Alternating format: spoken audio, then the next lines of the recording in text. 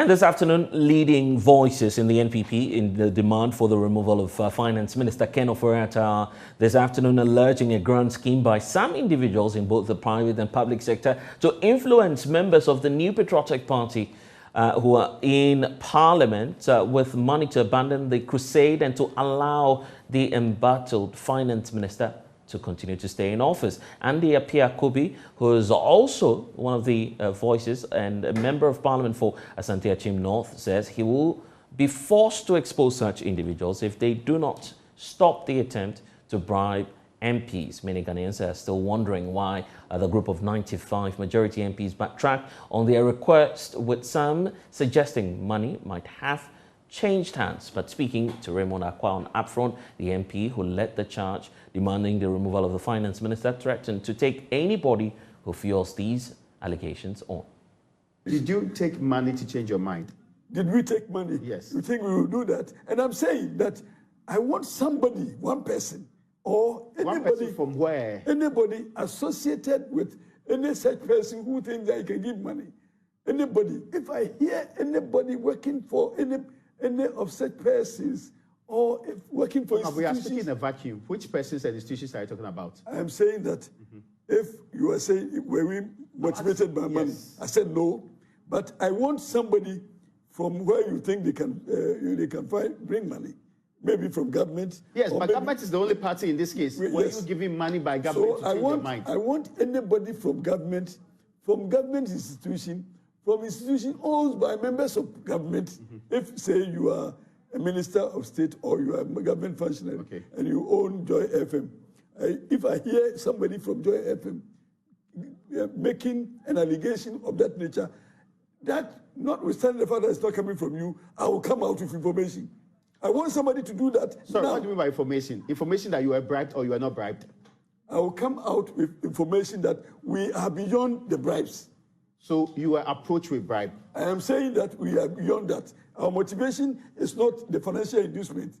We don't have money in their pocket, but at least we have conscience. We will not reduce ourselves to that situation. And I warn you that though anybody who wants to attempt, please be advised. I'm sure we have sent this message to some people. They have sat upright. And I'm referring to situations of yesterday. Yeah. I am saying that we have sound enough warning to people who want to influence members of our coalition with materialism. It won't happen. People are trying to influence you. I have said that. I have proved to people. And I want to challenge anybody. Or I'm saying that if I know that anybody in government owns even a business or owns even Joy FM, and Joy FM staff owns Joy FM, comes out to say that, or puts in on a platform, or puts in even on social media, we will see what will happen. Now, I mean, so you're categorically denying that? Yes, and I'm not. Is it for you alone or for other members? I'm not only denying. Yes, I'm challenging. That anybody has evidence? Anybody? I'm not denying. I'm challenging, and I want that challenge to come. And then they say your backtracking is strange. It's not. You let. I have not backtracked. Yeah. I have not backtracked, and I'm not afraid to say it. I have not backtracked, and indeed, I'm only giving respect to what my majority caucus has said. And ever since that revelation, a lot of pressure is mounting within the grassroots of the NPP for the president to stick to his time limit of sacking Ken Ofori Atta once the IMF negotiations are completed. Well, let's bring in Kamal Amasama Bruni. He happens to be the spokesperson for the Alliance for Foot Soldiers Advocacy, a group affiliated to the governing New Patriotic Party. Thank you, sir, for your time. You are mounting pressure on the president to stick to his words. Do you have doubts that indeed, after the presentation of the budget and the completion of the IMF negotiations, the president may be a bit more reluctant in letting Ken go? Is that the feeling you have? Good afternoon, and thank you for having me. We are not doubtful of the president's statement. We are only reiterating the fact that there should be exhibition of goodwill. And if you, I listened to what you said, the video you played about upfront with Honorable Appiah-Kubi. And you could clearly hear him say that it's an act of respect that they are according the president. So definitely, I don't see anything wrong with it if you accord the president that respect. So we are also reiterating and supporting the call of the MPs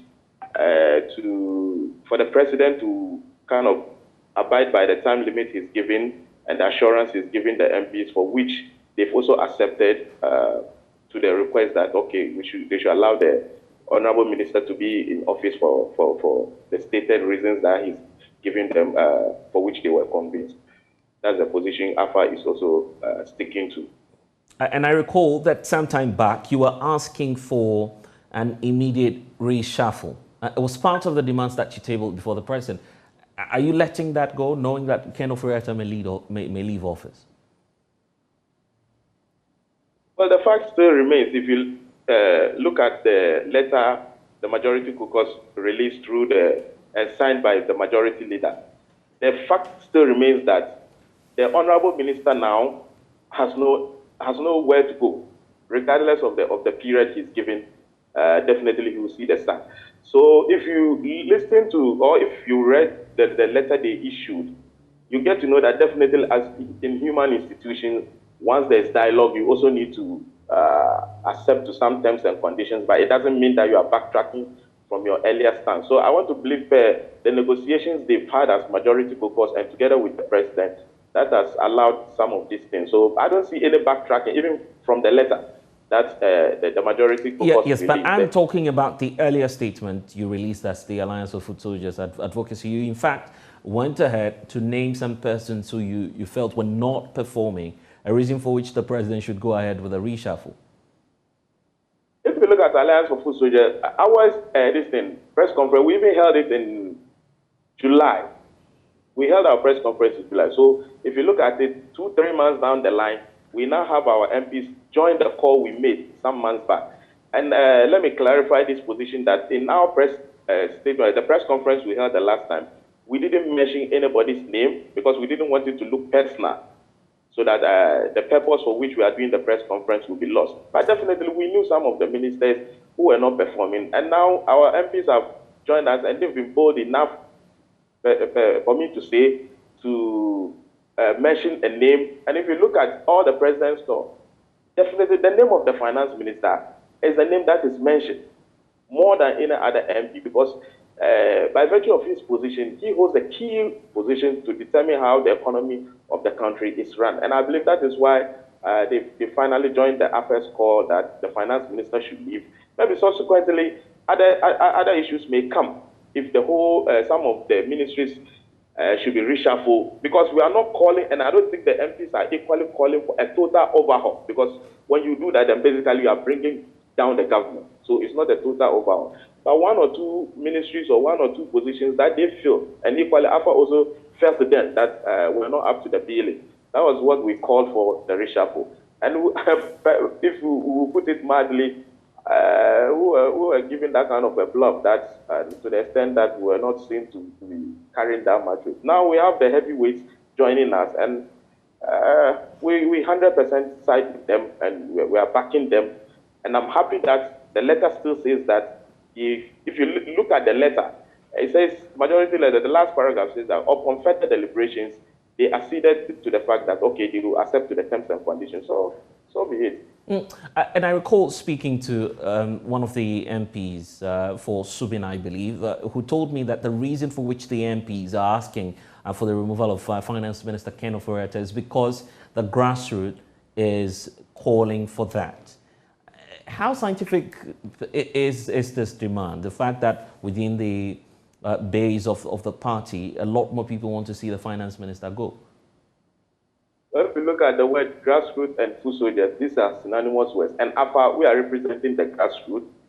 And I can tell you that, yes, they are right with the core that the finance minister should go. It is resonating with the grassroots, because one of the reasons why if it were to be any jurisdiction, the finance minister, on matter of principle, he himself would have resigned. Because this is a man who is leading the negotiation, and who has made the whole world and the nation and the whole world at large to believe that he's not a believer in this IMF negotiation. So if finally the government has decided to go on that tangent, on a matter of principle, why should you lead something you don't have conviction in? So it's based on principle. You should have even resigned to let Mr. President know that, no, I don't believe in this IMF. I've held public fora to state my points clearly that I don't support IMF negotiations. So for me to lead something I think I don't believe in, it will sound weird and absurd to me. I therefore feel that humbly I have to resign. Right. But this is a part of the world we live in, and I don't think, even now, the call that is coming on him, left onto me, he should have even sat with the president now to let him know that the fact that the MPs have even come openly, I'll have a torrid time working with them. So the best is for me to step down. But then this, many say, is a face-saving move for your political party and by extension you as members of the New Patriotic Party who promised the people of Ghana that indeed you are going to transform the economy. Don't you feel that you're simply playing politics here and sacrificing someone who may not necessarily be directly the one giving the orders about how to run the economy? If somebody is saying we are doing face saving, I certainly don't know what the person is trying to allude to. Because the fact is, before COVID, how was the economy? It was booming. We were not having many of these challenges. These are global in nature. We agree to that fact. And there's a human aspect to it. And I'm saying that, I'll go back to the point I told you that, on a matter of principle, Honorable Ofori Atta himself should have even resigned. Let's even put everything aside that, yes, and yes, he's the one we are now all accusing, and he holds one of the key positions in government. Which country will you go and you wouldn't have a finance minister in that country? And I don't think then if somebody says that we are using him as a scapegoat, I don't think the honorable finance minister just goes to meeting with the economic management team and he just goes to sit there without making any input. He is one of the persons who pushed or championed this e-levy thing. And even President himself said it at a point, that he was convinced by the e-levy, and that's why he agreed to the passage of it. We all know that he was the architect of it. So there's no way the finance minister just goes to meetings, sits, and then accepts whatever he's told. Then basically, you are not a good finance minister. It is your input and your capabilities that even makes the president to appoint you in the first place to become a finance minister. So if the economy is now faltering, he needs to take the blame because the president is not a finance person. That's why he called him to come and assist him in that regard. Kamal. Therefore, when someone says that we are using him as a scapegoat, I beg to differ.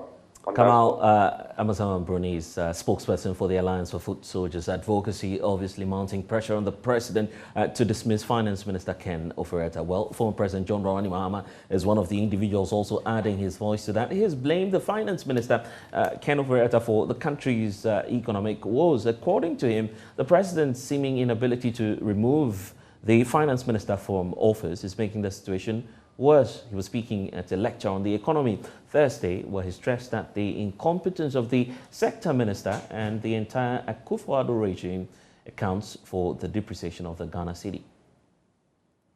The biggest blame for the current tragic situation in which we find ourselves lies with the very people charged with managing the country and not with the pandemic, not with any war in any country, as has been unprofessionally posited. And Ghana has been treated as an experimental playground or a family heirloom. And I regret to say this was all avoidable. Things could have been different. And I've remained very convinced that they could have been different. Ladies and gentlemen, I want to restate what I have said over the years.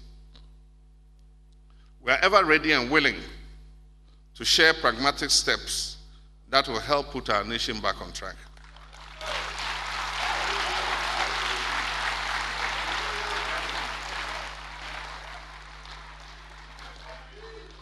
Ideally, in situations like this, backroom channels of communications should exist between the ruling party and the opposition, to allow for exchange of views on important matters of national interest to the benefit of Ghanaians. Unfortunately, that has not been the case under this government, for which reason we in NDC are compelled on almost all occasions to engage the people of Ghana directly on some of the things we believe ought to be done to mitigate the untold suffering of our people and get our economy back on track. Even though government has requested for an IMF program, the lateness of the decision and the extent of economic decay means that an early approval of a fund program could prove elusive. It may take a couple of more months before an agreement is reached on a program between Ghana and the fund. In the meantime, there's the need to stem the rapid decline in the economy and reduce the unbearable hardships Ghanaians are going through.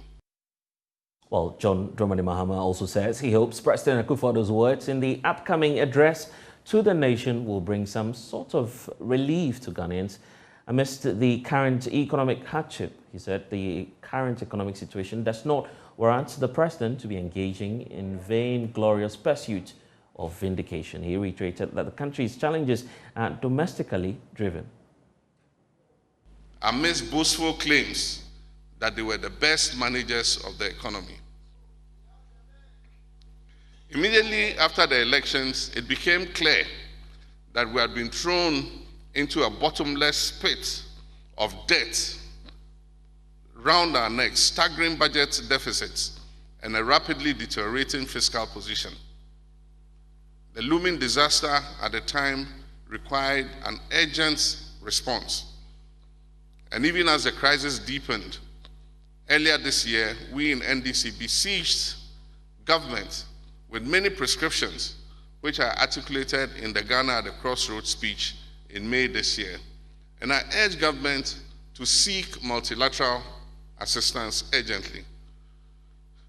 Among others, I also called on President Akufo-Addo to expeditiously convene a national dialogue on the economy, at which the best and brightest minds of our nation would be brought together to huddle and formulate a robust response to the challenges confronting us. I guess that is too late now. I re-echo demands by Ghanaians that the finance minister and the chair of the economic management team, who have been primarily responsible for this economic catastrophe, should be relieved of their positions to breed confidence among stakeholders and offer the economy a new lease of life.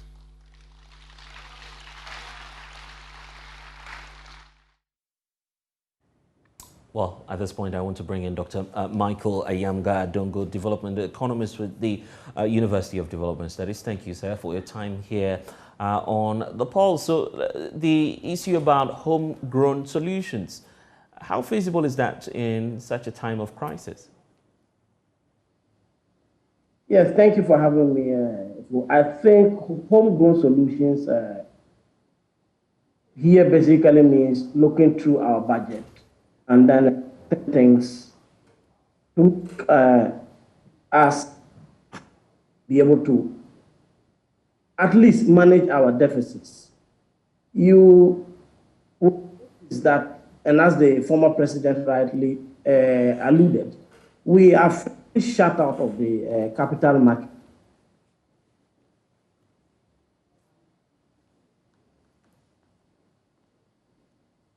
Dr. Adongo, are you with us? It appears that we've lost connection to Dr. Ayamga Adongo there, but just a few of the issues that you may have missed. The former president talking about the need for us to try as much as possible to grow what it is that we eat and eat what we grow. These are part of the solutions that he's been proffering at that lecture last night. Dr. Adongo, if you're with us, we're having some challenges with your connection. Probably you might want to redress that, and then we'll continue with the conversation. Dr. Adongo, we lost you briefly when you were making the point. And kindly unmute for me yes. so I can get you. Yes. Yes.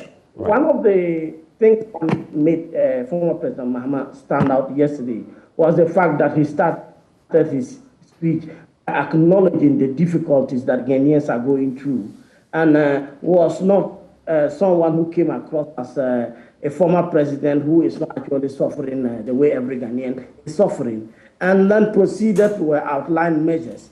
I am not overly optimistic, but I can say that if the Minister of Finance actually just removes President Mahama's cover, the cover of President Mahama's speech, and then put the measures he has suggested as Ghana's homegrown solutions to the IMF, I believe he could fast-track our agreement. It is that short and simple. We have to start looking at our budget page by page and making small cuts rather than looking for something huge in terms of either loans from the capital market, which are not going to come anyway, or maybe some big support somewhere. The president was right, the former president, I should say, was right in saying that the Minister of Finance is some kind of impediment to our securing of an IMF loan. Because if you at least refer to grapevine news, you will notice that even people in government feel the Minister of Finance is unreachable, is inflexible, and you cannot report him to the president. Because they think that if you take him to the president, you're not going to get the ear that you're supposed to get in order to bring some changes. So even those the minister is working with think that he is not the team player and someone who would listen to them as he ought to. One of the sticking points in President Mahama's speech yesterday was the fact that up till now, you still do not have those backdoor communication, those backdoor channels that will allow everybody to at least bring in some ideas on board. It is surprising that we are talking about an IMF team now, and the Honorable Secretary, who is one of the most experienced politicians and economists in this country, who actually took the nation to the IMF the last time we went there, is not part of the government in negotiating this deal. That is how excluded the rest of the country is from trying to get a solution for the problems we are facing. You would notice that even in the last 2 weeks, the president of the Bank of Ghana and the World Bank did allude to the fact that he was surprised that Ghana did not avail itself to the debt service suspension initiative that the G7 proposed and the IMF and the World Bank were implementing. That points to a lack of fiscal agility. That if the Minister of Finance was agile enough, they would have noticed that taking advantage of that initiative would have given us fiscal space. But also you can understand that this government doesn't want something that will compel it to adhere to certain fiscal disciplines. They want a loan, 3 billion, bam, it has landed, and then everybody is going in looking for what they can get. But going in for a debt service suspension initiative, that would then give you the room to grow your own income and use it. That wasn't attractive enough for them. So if you look at everything that happened before our challenges and are happening currently, the Minister of Finance is someone that I agree that he is an impediment. And yes, we need to start by looking at the size of government, and former President Mahama was right. And we'll deal with that shortly, but I just wanted to take your thoughts on what it is that government itself had put out after the IMF negotiations in Washington, the fact that talk is progressing steadily. We understand that the only impediment now has got to do with the debt restructuring. Could that not be much more of the factor limiting Ken Ofori Atta's ability to make progress, instead of his personality and his inability to deliver a well-functioning economy? I have said time without number that when it comes to debt restructuring, the Honorable Ken Ofori Atta should be the last person to get near debt restructuring. One, he's an industry player, somebody firmly tied to the banks. He himself is a bank owner, or I should say former bank owner. His deputy is a bank owner or associated with bank owners. His friends are bank owners. And you should know that different banks are variously exposed to government debt. And if we're going to do debt treatment, and as many are suggested that we are likely going to do some domestic debt treatment, it means that there are forms of debt treatment you could pursue that will hurt some banks less than it will hurt others. Now you want to ask yourself, is the Minister of Finance going to pursue debt restructuring or maybe debt treatment in such a way that it will disadvantage Data Bank and the rest?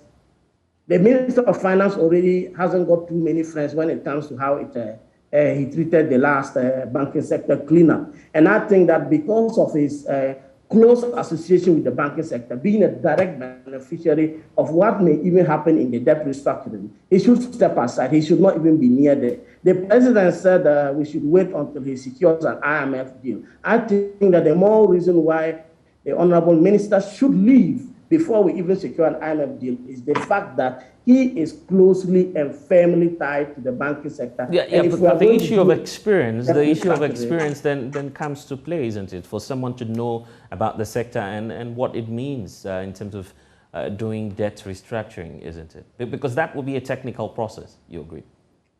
Blessed, that argument is overstretched. God forbid, but if the Minister of Finance dies tonight, tomorrow, are we not going to continue? Yeah, we're going to continue. So that argument is flat and is dead on arrival. We are a nation of 30-something million, have thousands of economies. This government has men and women to do the job. It's not only the Honorable Ofori Atta. And I should say that the reason he should step aside is the fact that not everybody trusts him to deliver.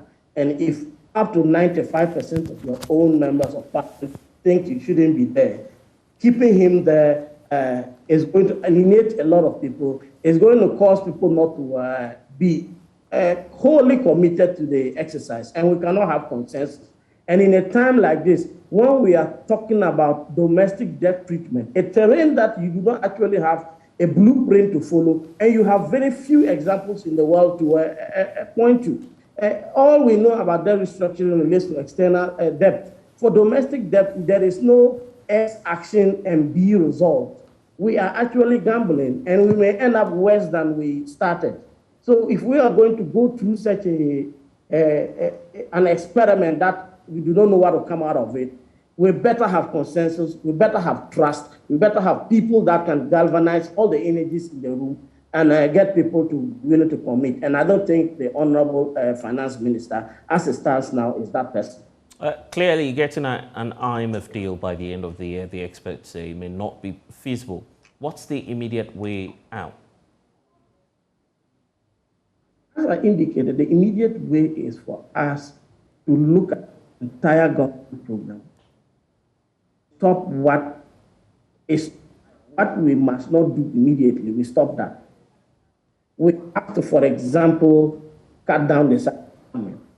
And I told somebody that when you say cut down the size of government, it's not the salary and the entitlements that ministers get. It is what they waste in the process of implementing government program that is the problem. And the more you have, the more they waste. I was joking with a friend. I said it's like monkeys in a maize farm. The more you have, the more they waste. So even reducing the size of government reduces the waste, the number of actors who are going to waste. And that is why I think that it's imperative that we look at reducing the number of ministers, the number of government offices, the duplication in various portfolios. That is causing nothing but confusion and apathy as far as government machinery is concerned. We start from there. Then we look at the programs. I said there are some programs that the time we instituted them, they were necessary. Now they are not.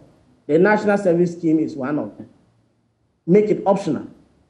We are struggling to pay them. We don't even have places to post them. When they go to some offices, they barely have anything to do. Yet when somebody has an opportunity and wants to go to work, it is mandatory to do national service. So you have to say, can I cut some few CDs from that place? You look at it in that manner, and we are going. We need to start by stopping programs that do not have immediate consequences and then pursuing those that we think that are required to keep Okay. economies. And Doc, very finally, I want us to talk about the Ghana cedi. It's performing in an undulating manner in the last few days. We've seen a depreciation and an appreciation, marginal one it may be, and then it goes back again to its position. What's accounting for this bizarre factor?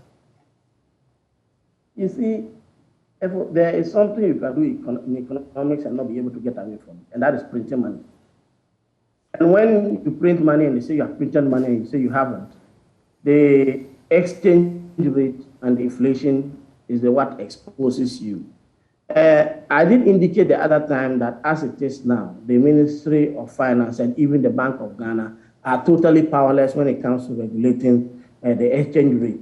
That is because there's too much cedis in the economy that if you pump in dollars, they will use the cedis to demand those dollars. That is what we are currently facing. And the decision of the Bank of Ghana to open its door to government and then do official financing way beyond the 5% allowed margin led to massive influx of cedis into the economy.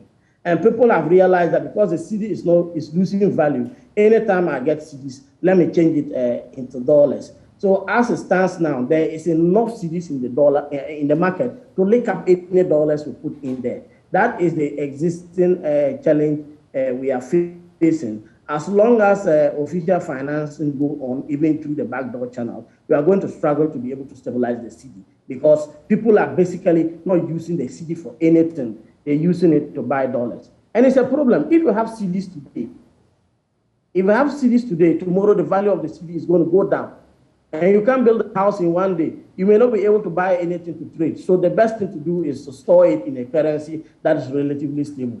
So the demand for dollars now has nothing to do with importation. It's just people are afraid of losing their money and then they're putting it there.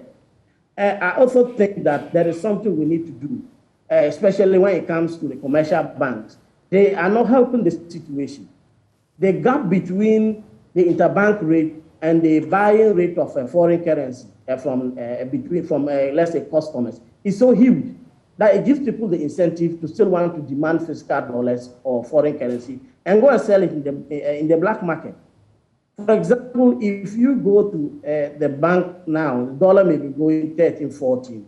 You may end up getting 12 cedis for dollars that were wired to you. If you demand fiscal dollars, you may pay 3%. Take the fiscal dollars, take it to the black market, and you still make a profit. So the banks are not actually encouraging people to change whatever monies they have into cedis, and that is also another challenge we are facing. So I believe that there is not going to be a very big thing that we can do to stem the downward spiral of the cedi. It's going to take small actions, dropping a little thing here, a little thing there. That is the only way we can stabilize the cedi. But to think of, let's say, get 3 billion and it will reverse the fall of the cedi, just give a few months, 6, 7 months, we'll be back here. Remember, I told you when we got the Afro-Exim Bank loan that in 2 months, we're back where we were. We didn't even reach 2 months. That is how the situation is. How close are we to getting out of the woods in terms of our economic meltdown? I have been telling my friends that we're going to lose this decade. And in our 40s, we're probably going to face a very serious retirement because the time that we should be accumulating wealth and assets to prepare for retirement is going to be spent in a period of austerity. It's not going to be a year or two. I think that the next 5 to 6 years is going to be very difficult. Your situation will change. I told somebody in the NDC that they don't rush into government because government is going to be a very trying time now. It's not going to be a reward for political activities. So I would say yes, the IMF deal may cool things a little, but for the ordinary Ghanaian, recovering life is going to take a very long time, and I'm looking at 5 years and beyond. Dr. Michael Adongo, I'm grateful for your time here on The Pulse, and early this morning as well. The deputy organizer for the National Democratic Congress, Hamilton Nixon Biney, marched a group of concerned people to the office of the Vice President to register their displeasure about Ghana's economy.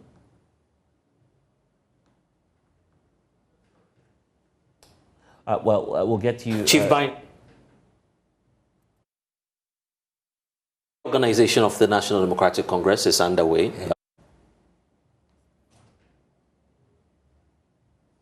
Apologies for that. We'll definitely get you the visuals. But Chief Bine says that the Vice President has been touted as an economic messiah, reason for which the group has decided to petition him. I will get into all of that after this break. Please stay.